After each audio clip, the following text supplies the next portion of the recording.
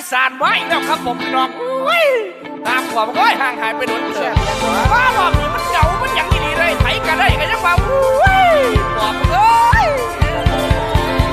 ก็เหงามาเกือบเป็นปีเป็นจังสิแล้วมันบ่ดีปานได้อยากมีภัยจากคนไว้ห่วงใยกัดจีบไปแน่ย้อนอ้อยบอกเป็นแมนไผกัดได้แต่กันยังบ่ทันเห็นทันเทวดาส่งลงมาจากคนแน่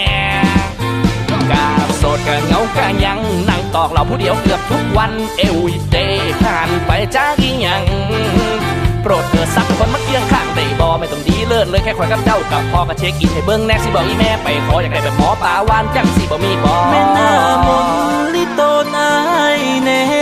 มากินซอยแซกับอายได้บ่ก็มีปัญหาทางด้านความหักไอเลยอยากฝากหัวใจให้ดูแลก็อยากมีความหักกับให้กันได้ให้หัวใจมันฟาดทิ่มความเหงา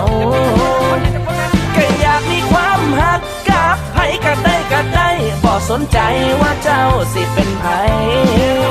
หักหน่อยแต่ให้มันนานๆอีหล่าคนงามจะตัวอายได้บ่ว่าสั่นยังมานิสัยคือพอก็เป็นแบบนี้ตัวนักสิหักอายบ่ติ่งลิงติ่งไว้ลิงติ่งลิงติ่งติ่งลิงติ่งไว้ลิงติ่งลิงติ่งลิงตกสั่งมันห่างสั้นติ่งติ่งแต่มันเหงาอีหลีบ่ได้มาเว้าเด็ดดิน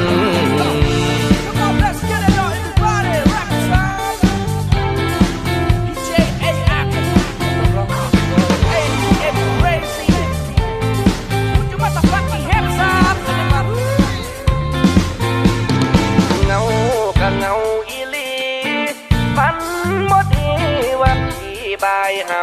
ำเป็นตาตั้งเนาะความเหงาพอดยามหนาวหัวใจอายสั่น